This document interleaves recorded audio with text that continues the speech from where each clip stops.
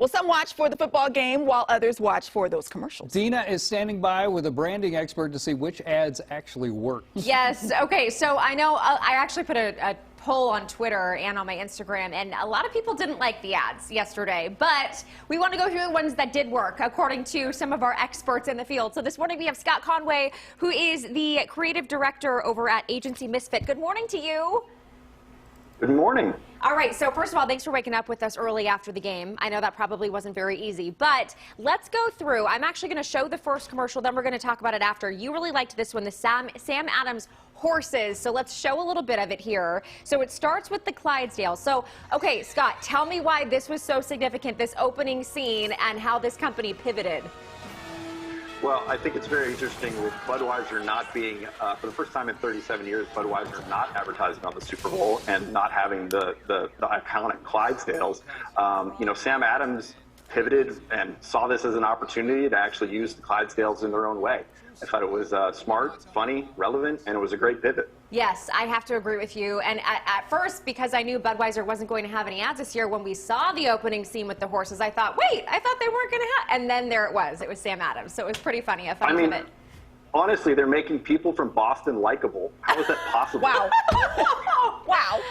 Ouch. Through a wicked hazy. That's how. Okay, also the Reddit one. Let's talk about the Reddit ad. We're going to show a little bit of it here. So tell me why you thought this one worked.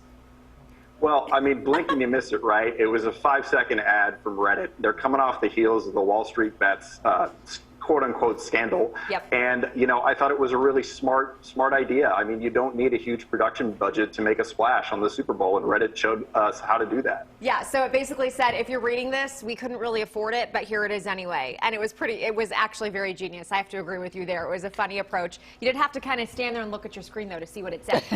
Okay, finally, one of my favorites was actually the lemonade from Bud Light Seltzer's, like, spiked lemon and other beverages.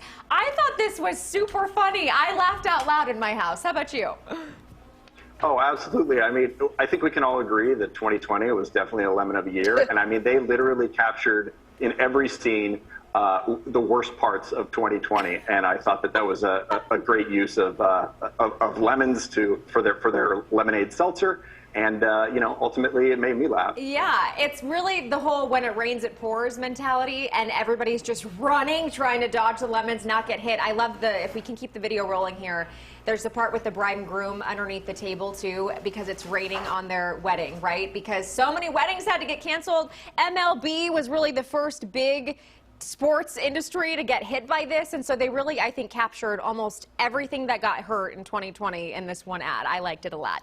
All right, thank you so much, Scott. I appreciate you taking time to join us this morning. Again, Scott Conway, and if you have some fun ads that you liked, go ahead and send me a tweet or an Instagram so we can talk about them on the air. But Scott, thank you for joining us this morning.